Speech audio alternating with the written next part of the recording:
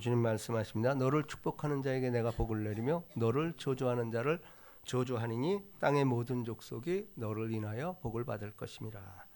자, 오늘 은혜로운 찬양 또 가사 또 우리 장로님 기도가 일치되는 걸 보았습니다. 오늘 무슨 얘기를 하냐면 겸손이라는 말을 하네요. 왜 그러냐면 겸손이라는 것은 예수님이 겸손이에요. 근데 우리는 세상에서 알고 있는 겸손하고 성경이 말하는 겸손은 다릅니다. 우리가 생각할 때 겸손하면은 그저 나 뭐 낮추고 뭐 자기가 없는 것처럼 하고 안 한 것처럼 하고 그게 이제 겸손인 줄 알아요. 근데 성경이 말하는 그게 아니고 하나님이 하실 때까지 기다리는 거예요. 이게 겸손이에요. 내가 앞서지 않고, 왜냐하면 우리 언약 백성이잖아요. 주님이 이렇게 우리에게 늘 말씀으로 권면합니다. 이 말씀대로 살면 된다라는 거예요. 근데 우리는 말씀대로 안 살고 내 뜻대로 하다 보니까 이게 넘어지고 아픔이 오고 또 안티가 생기고 이러는 거거든요. 그러니까 우리는 하나님 말씀 묵상하면서 늘 하나님이 하실 때까지 기다려주는 것. 결국은 믿음이라는 거는 기다림인 것 같아요. 왜냐하면 이 고린도전서 13장의 사랑장에도 보면은 사랑은 오래 참고 견디고 참느니라 이게 많이 들어가 있단 말이에요. 그죠? 그러고 보니 정말 우리가 신앙생활이라는 건 끊임없이 기다림의 연속인 것 같아요. 왜냐하면 믿음의 조상 아브라함도 75세 부름받고 그리고 사라졌다가 또 85세 때 하나님 말씀해요. 그리고 99세 이렇게 자주 안 나타나세요. 우리는 성경에 나타나니까 하나님 매일 나타나는 것 같죠. 그렇지 않다라는 거예요. 그럼 수많은 실수, 아픔 가운데서도 하나님은 그들을 가만두지 않는다라는 것입니다. 자, 그래서 오늘 제목이 새로운 가족이라는 것이에요. 근데 우리 정말 이것이 우리가 절실하게 다가올 때가 된 것 같아요. 왜냐하면 믿음이라는 건 결국 뭐냐면은 본토 친척 아비집을 떠나는 거예요. 근데 저도 살아보니 그게 맞는 것 같아요.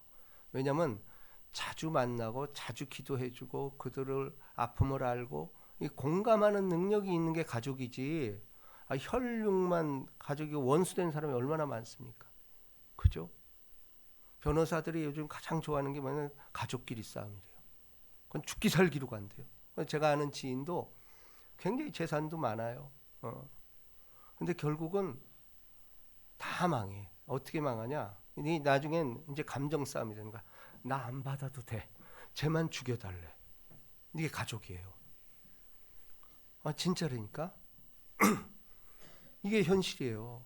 그러고 보니 사실은 세계에서 일어나는 전쟁이 형제 전쟁인 거 아시죠? 이스라엘, 이란 이거 다 형제였어.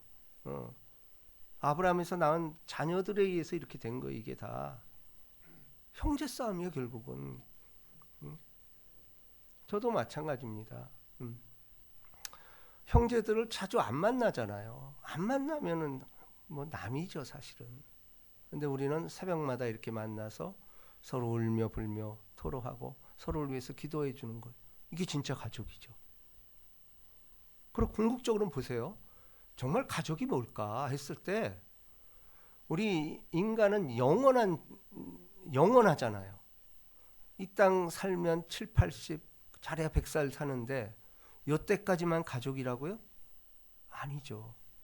진짜 가족은 뭐죠? 천국에서 만나는 자가 가족이요. 그래서 우리 히브리서 믿음장에 보면요. 더 나은 본향을 바라보며 그랬어요. 본향이 있다라는 거예요. 우리가 왜 명절 때만 되면 고향이 그립죠? 우리한테 그 잃어버린 에덴의 추억이 있어서 그래. 하나님과 같이 호흡하고 하나님과 같이 있었던 그러한 에덴의 잃어버린 추억이 있기 때문에 우리는 지금도 우리 고향을 그리워하는 마음이 있는 거예요. 그렇지만 분명한 것은 천국에서 만나는 사람이 진짜 가족이에요. 그렇다면 교회라는 건 뭘까요? 그거 연습하는 거예요. 새로운 가족이 되는 것. 자, 그래서 오늘 봅시다. 그때에 예수의 어머니와 동생들이 와서 밖에 서서 사람을 보내어 예수를 부르니. 자, 주님의 가족들이 예수를 찾는 거예요. 근데 왜 찾을까? 왜 찾는가 하면은 자, 20절에 나와 있습니다. 20절을 봅니다.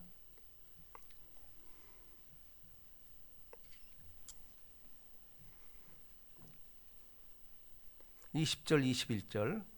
자, 다 같이 시작. 집에 들어가시니 무리가 다시 모임으로 식사할 겨를도 없는지라 예수의 친족들이 듣고 그를 붙들고 나오니 이는 그가 미쳤다 함일러라.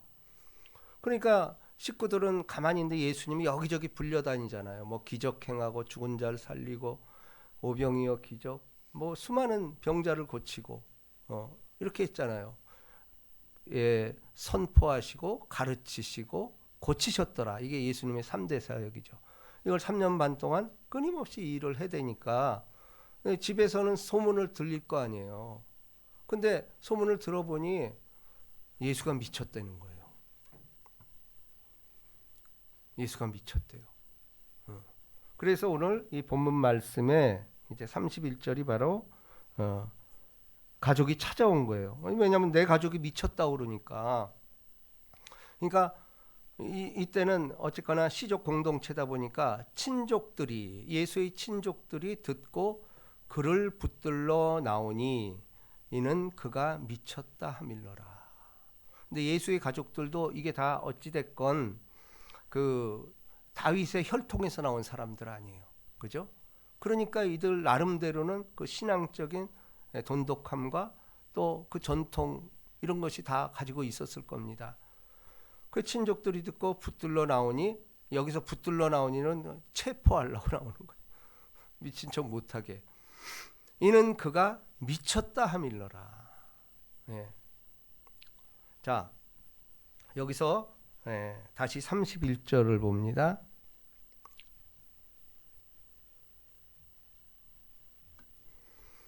그때 예수의 어머니와 동생들이 와서 밖에 서서 사람을 보내어 예수를 부르니. 어머니와 동생들, 이제 가족이 동원돼서 이제 예수를 끌어내서 진짜 미쳤는지 안 미쳤는지 보려고 그러는 거예요. 근데 여러분, 저는 요즘처럼 이 말이 와닿는 적이 없었어요. 그게 무슨 뜻인 거 아니? 여러분, 불과 한 10여 년 전만 하더라도 미친 사람 많았어요. 세상에 미친 게 아니고 예수에 미친 사람이 많았어요. 지금 사라졌습니다. 전철에서 예수 천국 외치는 사람이 있어요? 없어요. 그거 그렇게 오래된 얘기 아니에요. 그렇잖아요? 어딜 가도 외치는 자의 소리가 있었어요. 광야에서 외치는 자의 소리요. 우리 역에서도 있었어요. 사라져 버렸어요. 물론 그 이유는 뭐 법에서 하면 뭐 안 된다고 그랬다고 그래요. 근데 그거는 하나님의 법 아래에 있는 거예요. 모든 것은 하나님의 법 아래에 있는 거예요. 아니, 예수를 외친다고 잡아간다고요? 그렇지 않아요. 예수를 외친다고 왜 잡아가요? 그럼 부처 외치면 잡아가나요? 아니잖아요. 그건 우리가 괜히 주눅 들어서 그렇습니다. 내가 믿는 예수를 외치는데 누가 뭐라 그래요? 자기 소신을 얘기하는데. 그러면 우리 이 주변을 다니다 보면 자기 외치를 커밍아웃 하는 사람 얼마나 많습니까? 국회 앞에 가보세요. 얼마나 많습니까? 그거 미친 거예요? 그거 다 잡아가면은 그럼 뭐 되겠어요? 그거 아니라는 겁니다. 근데 저는 역설적이게도 여러분, 사람들에게 예수 때문에 핍박받고 사람들에게 돌팔매질 받고 이러면 상급이 큰 거예요. 그건 틀림없잖아. 그렇다면은 요즘처럼 상급받기 좋은 때가 없어요. 왜냐면은 요즘 미친 사람들이 없어요. 그러니까 아무것도 아닌 것 같지만 제가 그래서 우리 사소한 것부터 해보자는 얘기예요. 우리 예수 믿는 사람 밥 먹을 때 기도하잖아요. 근데 교회에서 말고 밖에서 외식을 할 때 한번 거기서 통성으로 기도해 보세요. 그거 안 잡아갈 거 아니에요. 주여 삼창하고. 그럼 사람들이 뭐라고 그러겠어요? 미쳤네. 근데 더 문제는 뭐냐면 예수 믿는 사람도 그렇게 말할 것 같아요. 요즘 같아서. 쟤네들 적당히 믿지 뭘 그렇게까지 믿어 이런다고. 아주 이게 뭐 굉장히 좋은 말 같잖아. 하나님 보시기엔 아니에요. 정말입니다. 그래서 여러분 이런 연습하는 것도 습관화되면은 이것이 바로 하나님께 기뻐한다라는 거예요. 이게 사라지고 있어요 전체적으로. 그래서 전철 내릴 때 예수 믿으세요 하고 뛰어내려요. 그러면 뭐 거기에 또 놀랍게도 그럴 때 그 말이 들리는 사람이 있다니까. 진짜예요. 이게 하나님의 신비 중에 하나예요. 정말 요즘처럼 미친 사람 못 보겠어요. 근데 우리는 언제든지 할 수 있어. 왜냐면 예수 얘기하는데 안 되면은 그게 뭐예요? 예수 천당 불신지옥을 얘기하는데 그거 잡아간다고요? 근데 우리 선조들 그렇게 다 잡아갔어요. 히브리서 11장이 그 얘기 아니에요? 톱에 켜고 죽임을 당하고 사자굴에 던져지고 예수 외치다 이렇게 된 거예요. 근데 우린 그거 아니잖아. 아니 예수 믿으세요. 이게 희귀하게 돼버렸어요. 희귀하게. 진짜 말세죠 지금 이게. 그러므로 여러분 우리가 가끔 이런 미친 소리 들어 괜찮아요. 내가 손 들고 식사하면서 기도하고 이렇게 하는 게 왜 예수님 뭐라 그러죠? 너희가 세상에서 나를 부끄러워하면 나도 하늘에서 너를 부끄러워하리라 그랬잖아. 틀림없는 얘기 아니에요. 근데 우리 이 얘기를 안 하고 있어 지금. 그놈의 체면 때문에. 그거 아닙니다. 자, 무리가 예수를 둘러 앉았다가 여짜오되 보소서 당신의 어머니와 당신의 동생들과 누이들이 밖에서 찾나이다. 자, 그랬더니 33절 우리 다 같이 시작.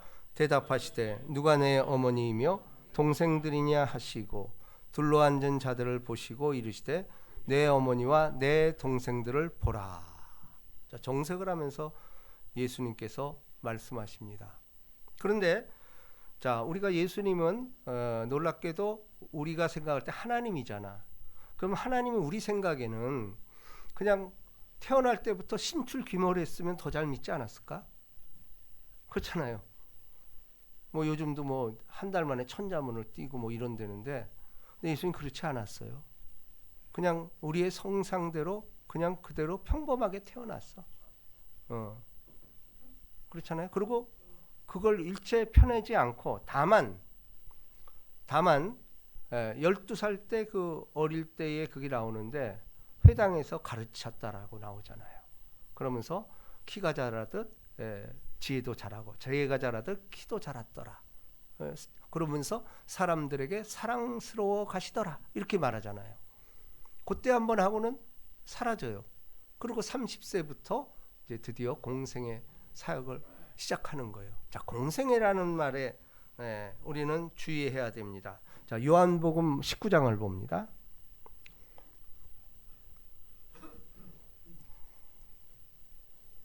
26절입니다.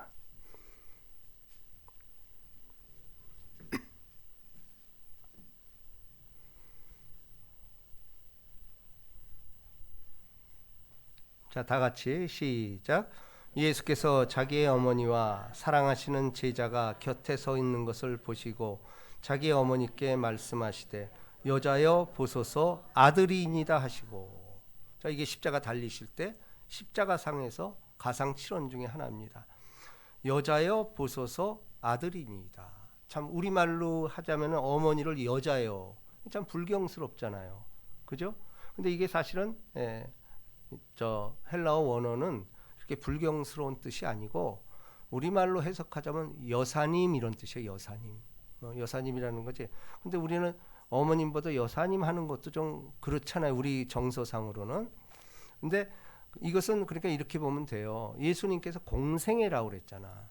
공생애라는 것은 뭐냐면은 내가 이 가족을 대표해서 나간 게 아니고 온 인류를 대표하는 공적인 사역을 하기 시작했다라고 선언하는 거예요. 그러니까 육신적인 어머님도 여사님, 이렇게 얘기한 거예요.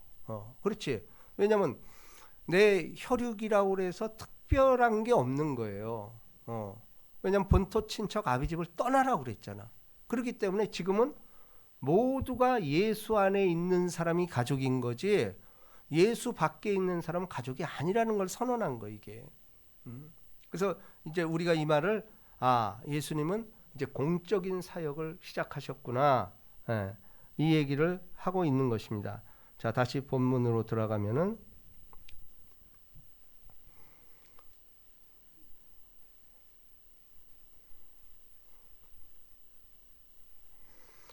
자, 그러면서 자, 35절 오늘의 핵심입니다. 자, 다 같이 시작. 누구든지 하나님의 뜻대로 행하는 자가 내 형제요 자매요 어머니시니라. 자, 이게 이제 새로운 가족을 정의하고 있습니다. 자, 그렇다면은 우리가 내가 새로운 가족이 되려면, 아니면 지금 내가 새로운 가족인가라고 증명을 하려면은 어떻게 해야 될까? 가장 중요한 게 일단은 영적인 체험이 있어야 돼요. 이게 절대적인 경험입니다. 우리가 예수를 믿는다라는 것은 이 하나님과의 만남이 없이 이게 불가능해요. 거의. 예. 불가능한 거예요. 이거는 뭐 그냥 학문적으로 뭐 그런 사람이 있어요. 성서를 연구하는 사람들. 그렇지만 그 사람들은 예수님을 인격적으로 못 만나서 그래요. 그러니까 반드시 인격적인 만남이라는 건 뭐냐면은 그분과 영적인 체험을 한 사람에 의해서 그렇습니다. 그 유명한 니고데모가 그렇잖아요. 니고데모 같은 경우도 그 유대인 학자요, 진짜 모든 것을 갖춘 석학이요. 그런데 이 사람도 호기심이 나는 거야. 율법을 믿었는데 어떻게 이 절대자를 만난 경험이 없는 거야. 근데 학문적으로는 알아. 그분이 온다고 그랬는데 언제 올까? 노심초사하던 차에 소문이 들린 거예요. 메시아라는 사람이 왔는데 죽은 자를 살리고 병자를 고치고 뭐 이렇게 하더라는 거예요. 호기심이 생기죠. 그런데 이 체면이 있는 거야. 체면이 있으니까는 율법학자 오르니까는 밤에 몰래 찾아오는 거야. 남눈. 그부터 가서 믿음에서 벗어난 거죠. 그렇죠? 와가지고 그 거듭남에 대해서 묻잖아요. 그 거듭남이 뭔지도 모르는 거야. 어떻게 해야 영생을 얻으리까? 그랬더니 예수님이 거듭나지 않으면 하나님을 볼 자 없다 이렇게 말합니다. 근데 그걸 이해를 못하는 거예요. 어떻게 어머님 뱃속에서 다시 태어납니까? 이 석학이 그런 얘기를 해요. 그렇죠? 자, 그래서 우리는 영적인 거듭남을 체험한 사람들만이 새로운 가족에 들어갈 자격이 되는 거예요. 이건 뭐 틀림없는 사실이죠. 그래서 이제 미국의 그 영적 대각성 운동이 일어날 때 조나단 에드워드, 저드 피필드 같은 사람이, 그 사람이 설교 이 교회사에 의하면은 그 당신은 구원을 받았습니까? 이 설교를 기록된 것만 70번 이상 했다는 거예요. 제목이 이 부흥사가 가는 것구만. 당신은 구원 받았습니까? 70번 이상 했대요. 그러니까 기독교인의 아이덴티티라는 것은 일단 구원 공동체라는 거예요. 거듭남의 체험이 없이는 이것은 새로운 가족에 될 자격이 없는 거예요.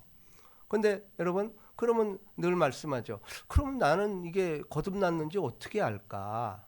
사람마다 다양하지만 가장 제가 생각할 때 중요한 것은 말씀이 들려지는 거예요. 이거만큼, 왜냐하면 말씀이 하나님이잖아. 근데 하나님의 말씀이 들려져. 그리고 어떤 사람은 이 말씀이 꿀송이처럼 단 거야. 이거 체험한 사람, 이건 뭐 100% 구원 받은 사람이에요. 틀림없어요. 이거보다 더 이상 가는 건 저는 없다고 봐요. 그 이후에 이제 자꾸, 그렇지만은 여러분, 이게 이제 여러분들이 중요한 건 뭐냐면은, 근데 이게 사람들의 기질에 따라 달라요. 영적인 체험을 어떤 사람은 급박하게 하는 사람들이 있어. 예를 들면 베드로 같은 경우, 그런 사람들은 성격이 급하잖아. 그러니까 그런 사람들은 급격히 나타나. 그리고 급격히 반하고 그다음에 또 배반도 잘해. 왔다 갔다 해. 그렇지만 어떤 사람은 꾸준하게 아닌 것 같으면서도 그래. 그게 누구냐? 이 니고데모예요. 니고데모는 처음에 이렇게 따서 거듭남도 몰랐고, 그런데 놀랍게도 니고데모가 몇 번 등장을 하는데 예수님 죽을 때, 니고데모가 거기서 나오잖아요. 요한복음 19장 39절에 보면은 일찍이 예수께 밤에 찾아왔던 니고데모도 모략과 침향과 섞은 것을 가지고 온지라. 그러니까 예수님이 죽을 때 이 모략을 가지고 찾아온 거예요. 왜 성경은 이 니고데모가 처음에는 거듭남도 몰랐던 그렇게 똑똑하고 석학이 왜 이렇게 끝까지 예수를 찾아왔을까? 구원받았기 때문에 그렇습니다. 그러니까 니고데모처럼 천천히 이렇게 구원받는 이런 사람도 있다라는 거예요. 근데 이런 사람은 사실 흔들리질 않아. 오히려 급하게 성질 급하게 믿고 이런 사람들은 중간에 흩어질 가능성이 또 커요. 이건 이제 어찌 됐건 사람의 기질을 그대로 사용하고 있다라는 거죠. 그래서 우리가 늘 이 영적인 체험을 해야 된다라는 거예요. 두 번째로는 영적인 체험으로 끝나면은 그것도 보장이 안 돼요. 성장해야 됩니다. 반드시 성장해야 돼요. 성장하지 않고는 이것은 자라나지 못하죠. 그래서 성장이라는 건 뭘까? 나는 심었고 아볼로는 물을 주었을 때 자라나게 하시는 하나님이라. 우리는 늘 성령으로 심고 말씀을 대하는 거예요. 그럼 어느 순간에 이 말씀이 들려지고 그 말씀이 내 삶의 조명이 되고 그런가 하여 말씀을 날마다 상고하더니 그러면서 이 말씀이 나를 이끄는 삶, 이것만큼 행복한 삶이 없죠. 우리는 지금 앞서거니 뒤서거니 하면서 성장하고 성숙된 길을 가고 있는 거예요. 믿음은 들음에서 나기 때문에 자꾸 듣다 보면은 자기도 모르게 이 내공이 채워져. 언제까지? 루틴이 될 때까지. 이게 뭐냐면 마태복음 25장에 이렇게 나오죠. 네가 내가 줄일 때 먹을 거 줬고 목마를 때 마실 거 줬고 헐벗었을 때 또 옥에 갇혔을 때 와봤다 이러잖아요. 우리들한테 하는 얘기예요. 예수님이 이렇게 와가지고 그랬대. 근데 우리는 우리가 언제 그랬죠?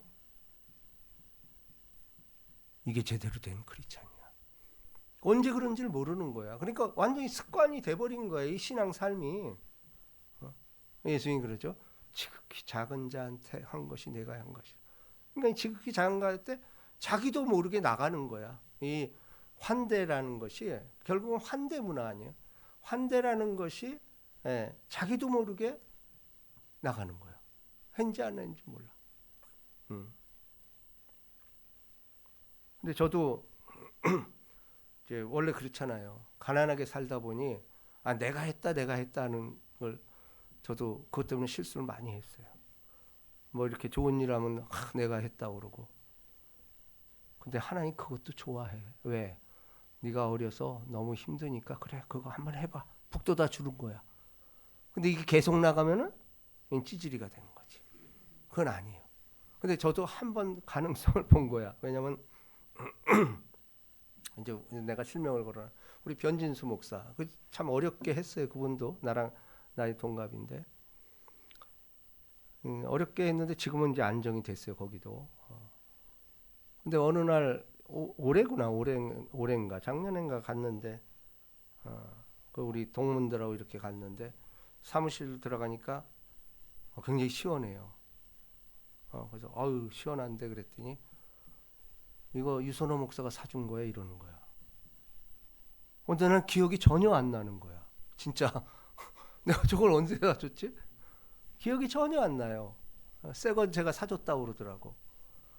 이런 거구나. 나도 조금은 이제 오른손이 아니라 왼손이 모르게 습관화된 게 있겠구나 이 생각이 제가 드는 거예요. 지금 아직도 멀었죠. 왜냐하면은 사람은 항상 특히 어렵게 살고 이렇게 또 열등감 이런 게 많은 사람들은요. 그거 자기 보상을 하려고 이게 그렇게 되기가 쉽지가 않아요. 왜냐하면 어려서부터 항상 이 처진 사람들, 물질적으로 특별히 그런 사람들은 이 보상받고 싶은 게 있거든. 그 예수 믿고 나서 그 보상을 받은 거예요. 그럼 그 보상을 좀 누리고 싶은 거야. 그런 게 있어요. 그렇지만 우리는 날마다 말씀을 대하니까 말씀이 채찍질하는 거야. 까불지 마, 까불지 마 이러고. 이것이 이제 말씀이 이끄는 삶이라는 겁니다. 자, 그렇다면은 오늘의 결론은 보십시다. 자, 누구든지 하나님의 뜻대로 행하는 자가 내 형제요 자매요 이랬어요. 그럼 하나님의 뜻대로 행하는 게 뭐예요? 응? 자, 데살로니가 전서 봅니다. 하나님의 뜻이 뭔지, 내 뜻대로 행하는 것. 4장 3절입니다.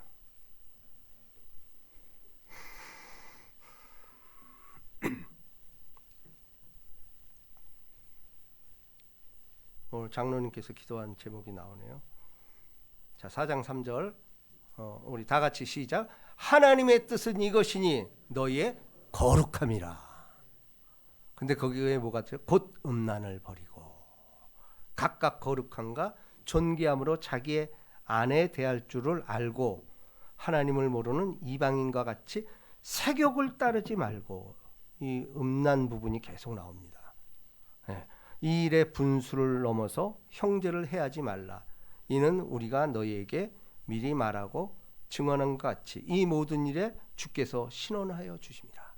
다시 말해서 하나님의 뜻은 뭐냐면 거룩함이에요. 이 거룩이라는 말이 쉽지 않은 말인데, 다시 말해서 제가 지지난주에 설교했던 거예요. 그게 뭐냐면 여호와를 경외하는 삶. 그러니까 거룩함은 뭐냐? 경외하는 거예요. 결국은 경외함. 경외함이라는 게 뭐라고 그랬죠? 제가 신비스러운 두려움이야. 그대 앞에만 서면 왜 난 자꾸 작아지지? 여기 이제 좀 두려운 거예요. 근데 세상이 두려워하는 뭐 이렇게 사자를 보고 두려워하는 이런 게 아니야. 어떤 경외함 속에서 오는, 모세가 바로 떨기나무 아래서 그 신발을 벗는 그 경이스러움, 이 두려움. 근데 놀랍게도 여호와를 경외하는 것이 지식의 근본이거늘 지혜의 근본이요 미련한 자 지혜와 훈계를 멸시하는 근본이라는 말을 제가 풀었죠. 근본이라는 게 뭐냐면은 레시트란 원어는 레시트인데, 이게 뭐냐면 태초에란 뜻이요. 태초에. 그러니까 태초에 하나님이 천지를 창조하시는 in the beginning, 시작. 제일 처음의 시작은 레시트. 이게 근본이란 말은 똑같아. 그렇다면 우리 신앙은 뭐냐? 하나님을 경외하는 데서 하는 게 거룩이라는 거야. 왜냐하면 하나님을 의식을 하면은 세욕이나 이런 거, 음란 이런 거 못 하잖아 사실은. 그렇죠? 코람데오의 삶, 그분 앞에서 거룩한 것, 그분 앞에 서는 것이 거룩함이라는 거예요. 근데 그분 앞에만 서면 진짜 그분 앞에서 그분이 있는데 쌍소리 하겠어요? 부부싸움 하겠어? 못 하잖아. 나쁜 짓 하겠어? 못 하잖아. 그래서 여러분, 우리가 가장 신앙의 기본은 경외하는 삶이에요. 근데 그러면 이 경외하는 것은 결국은 거룩함인데, 거룩함은 뭘로 나타날까? 예배로 나타나는 거예요. 예배는 그러니까 늘 경외하는 마음이 있어야 돼. 그분에 대해서. 그 위로부터 내려주시는 그 빛을 받고 살아가는 우리들. 근데 그게 놀라운 것은 성령이 임하면요, 그 경외함 속에 얼마나 이 자유로움이 있는지 몰라. 아버지가 나를 만들고 나를 사랑하는 분이, 그것이 최고의 통치자야. 세상을 지으시고 나를 끝까지 책임져. 그런 분 앞에서 내가 주 날개 밑에서 무슨 일을 행하든지 이 자유함을 맛봐야 돼요. 결국 주의 영이 거하는 곳에는 자유함이 있나니 나는 너희를 자유케 하려고 자유를 주었으니 다시는 종의 명예를 매지 말라. 이렇게 우리 주님께서는 말씀하고 있다라는 거예요. 네, 그래서 여러분, 너희는 이 세대를 본받지 말고 오직 마음을 새롭게 함으로 변화를 받아. 이게 성장해야 돼요. 예수 믿는 사람은 반드시 영적으로 거듭날 뿐만 아니고 성장해야 돼요. 이 세대를 본받지 말고 마음을 새롭게 변화를 받아 하나님의 선하시고 기뻐하시고 온전한 뜻이 무엇인지 늘 분별토록 하라. 그렇죠? 그래서 또 너희는 유혹의 욕심을 따라 썩어져가는 구습을 쫓는 옛사람을 벗어버리고 오직 심령으로 새롭게 되어 하나님을 따라 의와 진리의 거룩함으로 지으심을 받은 새 사람을 입으라. 이 예배를 통해서만 이게 가능하다라는 거예요. 왜냐하면 이제 예배하는 자가 신령과 진정으로 예배할지니 아버지께서는 그 예배하는 자를 찾으신다라는 거예요. 이것이 우리 중에 복 중에 복이라는 거죠. 그러므로 오늘 주신 말씀의 결론은요, 여러분, 새로운 가족은 앞으로 우리 다 천국 갈 사람들의 공동체예요. 그 연습을 하는 거야. 그러니까 여기서 어느 정도 판별이 돼. 내가 이 예수 가족인가 아닌가. 혈통으로나 육정으로나 이 핏줄이라고 다 가지 않아. 놀랍게도 못 가요. 근데 여러분, 더 놀라운 사실은 자, 제가 이걸 깨닫고도 또 참 무릎을 쳤는데, 우리 생각에는 우리 죽어서 다 가잖아요. 그러면 믿는 자, 안 믿는 자를 나눠줘요. 그럼 안 믿는 사람은 저기 누가복음 15장, 16장에 나오는 부자와 나사로의 비유에 보면은 이 부자는 이름이 없잖아. 부자라고만 나와. 나사로는 가난했는데도 이름이 있어. 이름이 있는 사람은 천국 가는 거예요. 이름이 없어. 부자. 그런데 이 부자는 죽어서도 고통을 받는 거야. 죽어서도 고통을 받는데 이 부자는 이 불쌍한 마음이 있는 거야. 땅에 있는 내 자식들한테 가서 좀 지옥 못 오게 얘기해 달라고 그러잖아. 근데 우리가 이거 걱정하죠. 내가 나만 천국 가고 우리 남편 못 가면 억울해서 내가 어떻게 천국 가지? 사실 안 그러면서. 그죠? 우리 남편은 천국 가야 되는데 나만 가면 어떡하지? 그러면 자, 우리 사랑하는 가족이 이 땅에 살잖아. 근데 누구는 천국 가고 누구는 지옥을 가. 그러면 천국 간 사람이 지금 우리 심령으로는 우리는 천국 갔어. 근데 가족 중에 천국 못 간 사람이 지옥에서 막 불튀고 막 이래. 그러면 천국 간 사람이 마음이 편할까 안 편할까? 편해요. 이게 천국이야. 아니 진짜라니까. 진짜야. 내가 이걸 깨달은 거예요. 지옥 갈 사람은 그 마음이 아직도 있는 거야. 구습이. 그러니까 불쌍한 사람 계속 불쌍해지고 이거 가고 쟤들은 못 오게 하라. 이미 늦었어. 그건 이 땅에서 그렇게 해야 돼. 근데 천국 간 사람은 전혀 그런 마음이 안 들어. 지옥 자식이야. 그러니까 새로운 가족이라는 거야. 거기서 진짜 우리 이 땅에서 예수를 찬양하고 그랬던 사람이 더 사랑스러워져. 저것들은 악이야, 마귀.